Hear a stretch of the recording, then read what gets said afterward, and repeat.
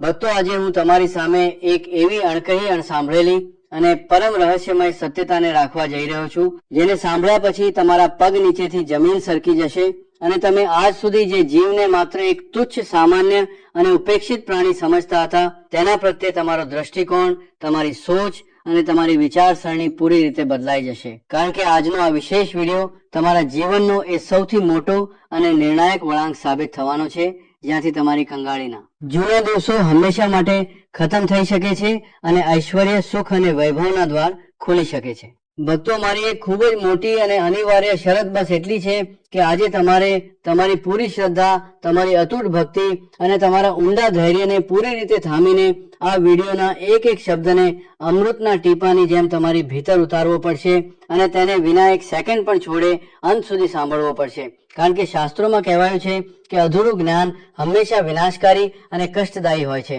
અને આજે હું તમને તમારા જ ઘરમાં, તમારી જ ચોકટ પર અચાનક પ્રકટ થનારા દેડકાના એ 5 ખૂબ જ મોટા, પ્રભાવશાળી અને દિવ્ય સંકેતો વિશે જણાવવા જઈ રહ્યો છું, જે સાક્ષાત બ્રહ્માંડની અદ્રશ્ય શક્તિઓ દ્વારા વિશેષ રૂપે તમારા માટે મોકલવામાં આવે છે અને જેમનો સીધો અને ઊંડો સંબંધ તમારી વર્તમાન નિયતિ અને તમારા ભવિષ્યના ભાગ્ય સાથે હોય છે. ભક્તો, મારી એક વાત આજે તમારા હૃદયના કોમળ પટલ પર સોનેરી અને અમિટ અક્ષરોમાં લખી લો કે આજની આ પૂરી ચર્ચામાં જે 5મો અને છેલ્લો સંકેત હું તમને આપવાનો છું, તેને જો તમે જરાય પણ અણસાંભળ્યો કર્યો, તેને નજરઅંદાજ કર્યો અથવા તેને માત્ર એક વાર્તા સમજીને મજાકમાં ટાળવાની કોશિશ કરી, તો એક નાની અમથી ભૂલ તમને આ પ્રકારે ભારે પડશે કે તમે રાતોરાત પાઈ માટે મોહતાજ થઈ શકો છો તમારી વર્ષોની આકરી મહેનતથી જોડેલી જમા પૂંજી પાણીની જેમ વહી શકે છે અને તમે કંગાળીના એ ભયાવહ અને અંધારા ગર્તમાં પડી શકો છો, જ્યાંથી નીકળવું આવનારી કેટલીય પેઢીઓ માટે પણ અશક્ય હશે.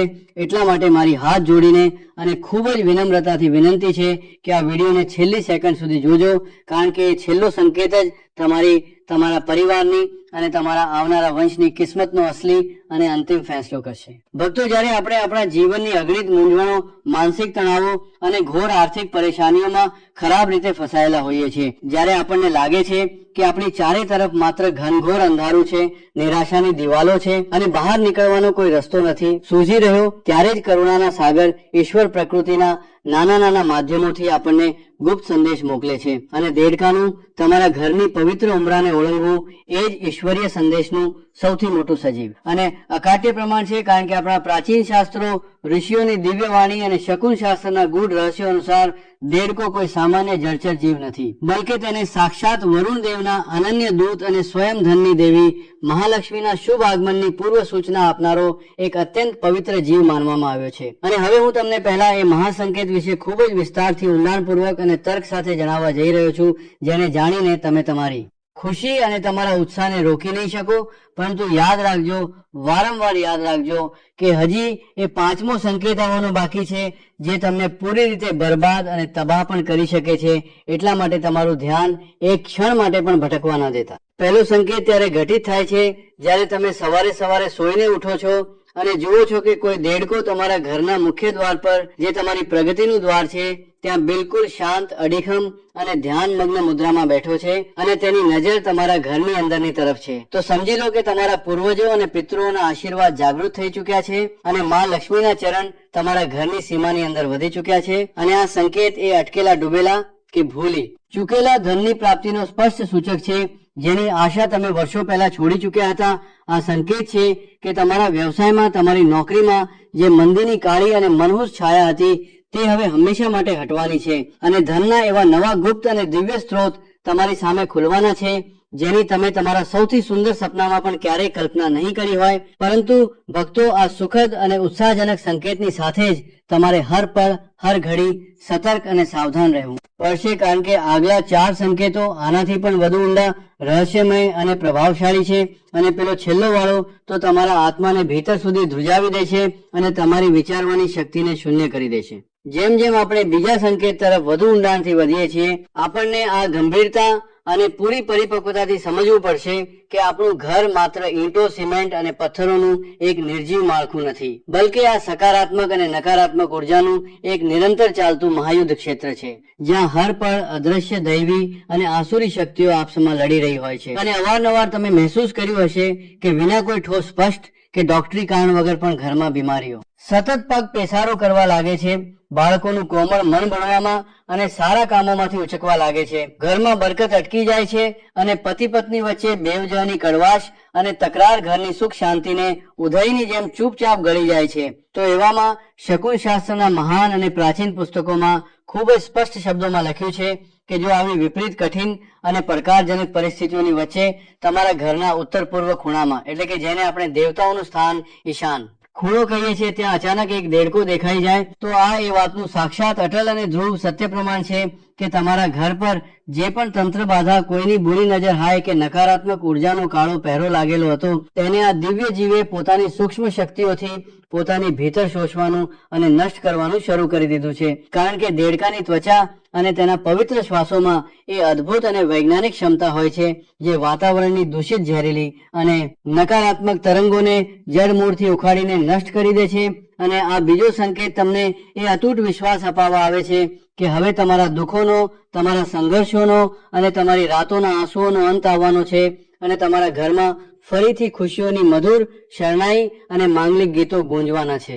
પણ ભક્તો, મારી એ ભયાનક ચેતવણીને એક ક્ષણ માટે પણ તમારા મગજમાંથી ન કાઢતા જે પાંચમો સંકેત હું વિડીયોના બિલકુલ અંતમાં જણાવવાનો છું, કારણ કે તે જો તમારી સાથે ખોટી રીતે ઘટિત થઈ ગયો તો આ બધી મહેનત, આ બધી ખુશીઓ અને આ બધું જ્ઞાન માટીમાં મળી શકે છે અને તમે પૂરી રીતે કંગાળ, અસહાય અને દરિદ્ર થઈ શકો છો. એટલા માટે તમારા ધૈર્યની પરીક્ષા ન લો અને આ દિવ્ય કથાને પૂરા મનોયોગથી સાંભળતા રહો. ત્રીજો સંકેત એ ભક્તો માટે સાક્ષાત દેવાદિદેવ મહાદેવના પરમ વરદાન અને અનુકંપાની જેમ છે, જે વર્ષોથી સંતાન સુખની તીવ્ર કામના કરી રહ્યા છે અથવા જેમના ઘરમાં યોગ્ય અને ગુણી સંતાનોના લગ્નના સંબંધોમાં વારંવાર કોઈને કોઈ અણધારી અડચણ આવી રહી છે. કારણ કે સનાતન ધર્મની અત્યંત પ્રાચીન વૈભવશાળી માન્યતાઓ અને અહીં સુધી કે વિશ્વની અન્ય મહાન સભ્યતાઓ જેમ કે ઇજિપ્ત અને ચીનમાં પણ દેડકાને ઉર્વરતા, અતૂટ સૃજન અને નવા જીવનનું સૌથી મોટું પ્રામાણિક અને પવિત્ર પ્રતીક માનવામાં આવ્યું છે. અને જો તમારા ઘરના ખુલ્લા આંગણામાં અથવા તમારા વિશેષ પૂજા સ્થળની સમીપ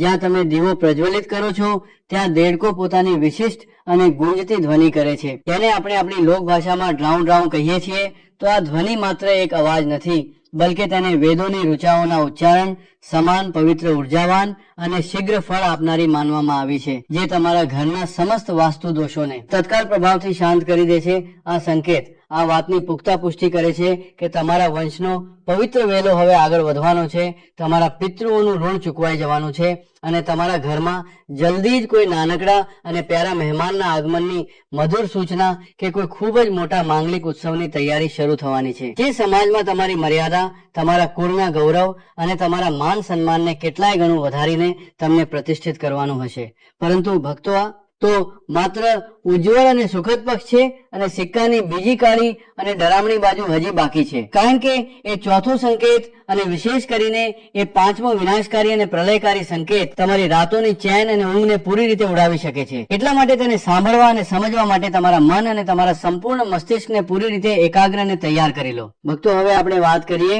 એ ચોથા દિવ્ય સંકેતની, જે સીધા તौर પર તમારા કર્મ ક્ષેત્ર, તમારી મહેનત, તમારી નોકરી અને તમારા સમાજમાં પદ પ્રતિષ્ઠા, પ્રભાવ અને સત્તા સાથે ઊંડાણથી જોડાયેલો છે. કારણ કે જે પ્રકારે એક નાનકડો અને કોમળ દેખાતો દેડકો પાણીના અથાહ ઊંડાણમાંથી નીકળીને સૂકી ધરતી પર આવે છે અને પોતાની એક જ લાંબી અને સાહસિક છલાંગથી અશક્ય દેખાતા લાંબા અંતરોને પળવારમાં નક્કી કરી લે છે, બિલકુલ તેવી જ રીતે તેનું તમારા ઘરના પરિસરમાં આવવું તમારી ખાનગી પ્રગતિ, તમારી પદોન્નતિ અને તમારી સફળતાની એ લાંબી છલાંગનું જીવંત પ્રતીક છે,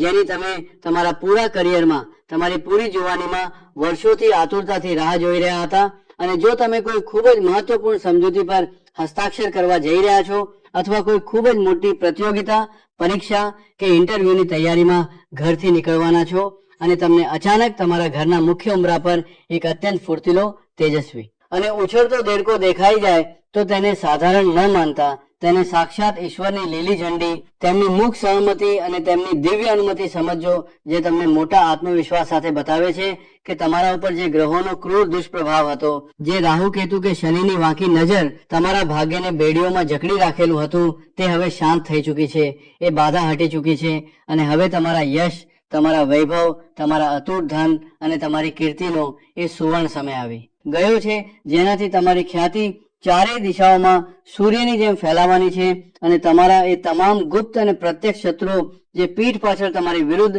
ઝેરીલા ષડયંત્રો રચી રહ્યા હતા, જે તમારા પતનની યોજના બનાવી રહ્યા હતા, તેઓ સ્વયં જ પોતાની બિછાવેલી ચાલમાં બુરી રીતે ફસાઈને તણખલાની જેમ નષ્ટ થઈ જશે. પણ ભક્તો સાવધાન, આ અપાર સફળતાના શિખર પર પહોંચીને પણ તમે અચાનક ધડામ દઈને નીચે પડી શકો છો. તમારા હાથમાં આવેલો ખજાનો ધૂળમાં મળી શકે છે અને તમારી આખી જીવનભરની મહેનત એક પળમાં રાખ થઈ શકે છે. જો તમે એ પાંચમા અને અંતિમ મહાસંકેતને ન સમજ્યા, જે મનુષ્યની કંગાળી, તેના વિનાશ અને તેની પૂરી બરબાદીનું બ્રહ્માંડમાં સૌથી મોટું અને અકાટ્ય કારણ બને છે. અને હવે એ ઘડી આવી ગઈ છે જ્યારે હું તમને એ પાંચમા અને સૌથી ભયાવહ, સૌથી ડરામણા સંકેત વિશે વિસ્તારથી જણાવવા જઈ રહ્યો છું, જેને સાંભળ્યા પછી કદાચ તમારી આત્મા ભીતર સુધી કાંપી જાય, તમારા રૂવાડા ઉભા થઈ જાય અને તમે ધ્રુજતા ધ્રુજતા તમારી પાછલી ભૂલો પર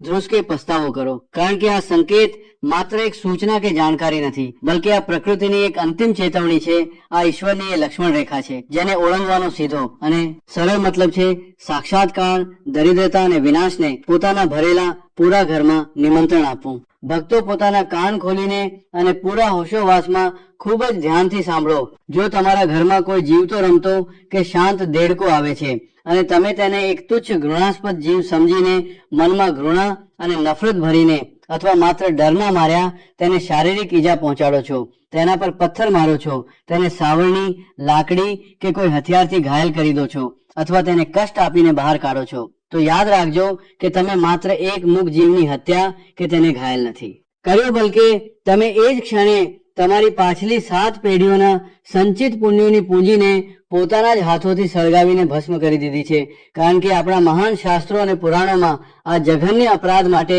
કોઈ પણ પ્રાયશ્ચિત, કોઈ પણ દાન કે કોઈ પણ પૂજા નથી બતાવવામાં આવી. અને ઘરે આવેલા આ લક્ષ્મી સ્વરૂપી દેડકાનો તિરસ્કાર, તેનું અપમાન કે તેની નિર્મમ હત્યા સીધા તौर પર તમારા સ્વયંના સૌભાગ્યની હત્યા છે, જે તમને કંગાળી અને માત્ર ઘોર કંગાળીના એ દલદલમાં લઈ જશે, જ્યાંથી કોઈ પણ તંત્ર મંત્ર કે સ્વયં ભગવાન પણ તમને ત્યાં સુધી નહીં નીકાળી શકે, જ્યાં સુધી તમે એ પાપનું ફળ નથી ભોગવી લેતા. જો તમે ક્યારે પણ તમારા ઘરના કોઈ ખૂણામાં પલંગની નીચે કે સ્ટોર રૂમમાં અચાનક કોઈ મૃત દેડકો પડેલો જુઓ છો, તો આ કોઈ સામાન્ય વાત નથી. આ એ વાતનો ભીષણ, ડરામણો અને તત્કાલ સંકેત છે કે તમારા ઘરની રક્ષા કરનારી કુળદેવી, તમારા ઈષ્ટદેવ અને તમારા ઘરની રક્ષક દૈવી શક્તિઓ તમારાથી પૂરી રીતે વિમુખ થઈ ચૂકી છે. તેઓ તમારાથી નારાજ છે અને હવે તમારા ઘર પર શનિનો ભયંકર પ્રકોપ, કાલસર્પ દોષ કે કોઈ એવો વિનાશકારી વાસ્તુ દોષ લાગી ચૂક્યો છે, જે તમારા લોહી પરસેવાની કમાણીને બીમારીઓમાં, હોસ્પિટલના ખર્ચાઓમાં, ખોટા કોર્ટ કચેરીના ચક્રો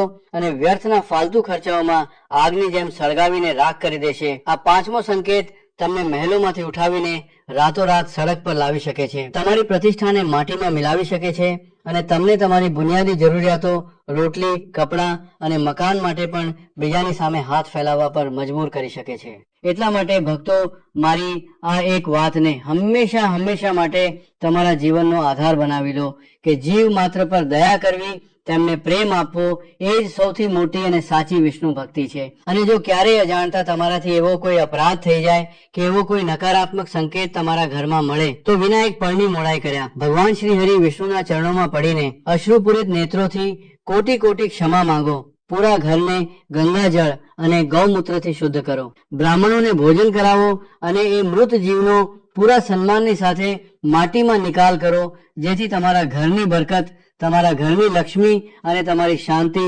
સુરક્ષિત રહે અને તમે એ કંગાળીની ભીષણ આગથી બચી શકો, જે આ છેલ્લા અને પાંચમા સંકેતની અનદેખી કરનારાઓને જીવતા સળગાવી દે છે. એટલા માટે આ ગુપ્ત, દિવ્ય અને રહસ્યમય સંકેતોને સમજીને પોતાના જીવનને ધન્ય બનાવો, સફળ બનાવો અને હંમેશા યાદ રાખો કે ઈશ્વર હર રૂપમાં, હર જીવમાં રહીને તમારી પરીક્ષા લે છે. જય શ્રી વિષ્ણુ કૃપા આપ સૌ પર સદૈવ હર પળ બનેલી રહે. હર હર મહાદેવ. ધન્યવાદ.